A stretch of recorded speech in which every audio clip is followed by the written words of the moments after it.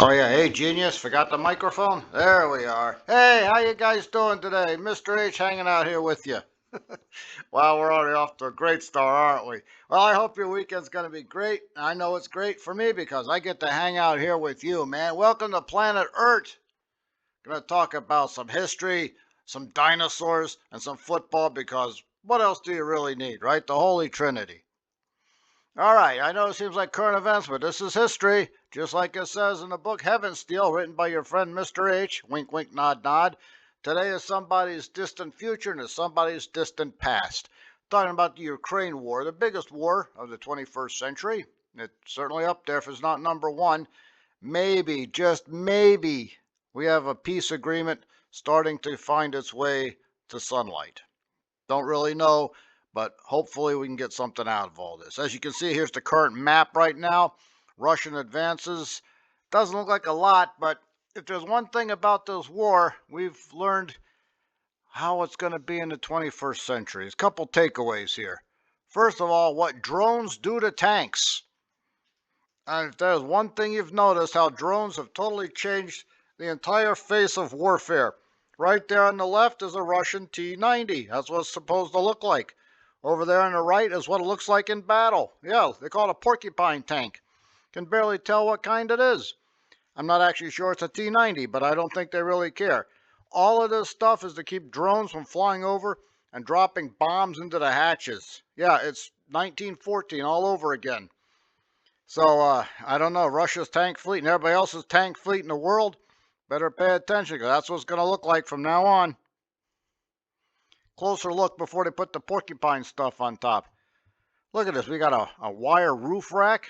We got a superstructure reactive armor on the top because the tank's weakest point is the top.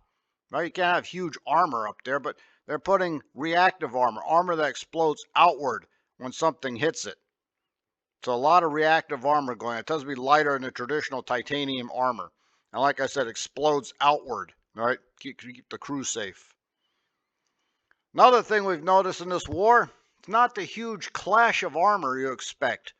You know, everyone's conditioned to Saving Private Ryan and stuff like that. It's more like Black Hawk Down. It's a lot of small infantry infiltration, wreak havoc in the back, and then they'll try and bring down the hammer with some artillery in certain sections. That's why the Russian advance has been kind of slow. Also, very determined Ukrainian resistance. Looks like it's starting to break down. But definitely looks like the poor bloody infantry, man, you're the basis of everything. Looks like they're going to be the spearhead from now on. So, how is this peace treaty going to look if we actually have one? Well, to me, I think it's going to be uti possidentis. Excuse me, that's Latin for what do you hold? And they're going to stop where the line is, and that's going to belong to Russia. There might be a few, local withdrawals here or there, but I really think this is kind of what it's going to look like. The Russians want the whole Donbas area, meaning these four oblasts here. They want them in their entirety. Don't know if it's going to work that way. Just want to see the war end, man. All right, let's talk about some dinosaurs here. Yes, Gasosaurus, that's its real name.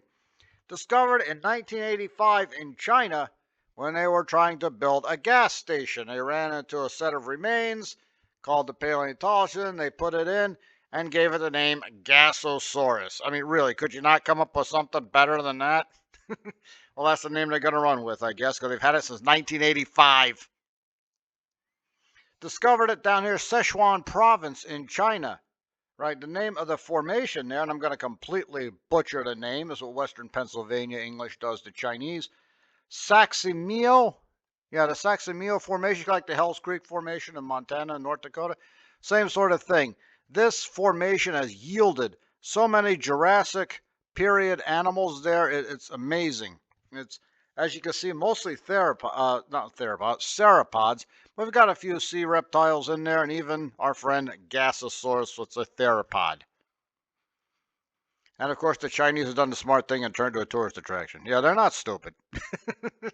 Got a nice museum there too, Jingzhong Museum. So maybe I'll go there one day, but I don't know. We'll see. I don't want a drone coming after me in the middle of a U.S.-Chinese war breaks out while I'm staring at a exhibit of Gasosaurus. Worst ways to go, right?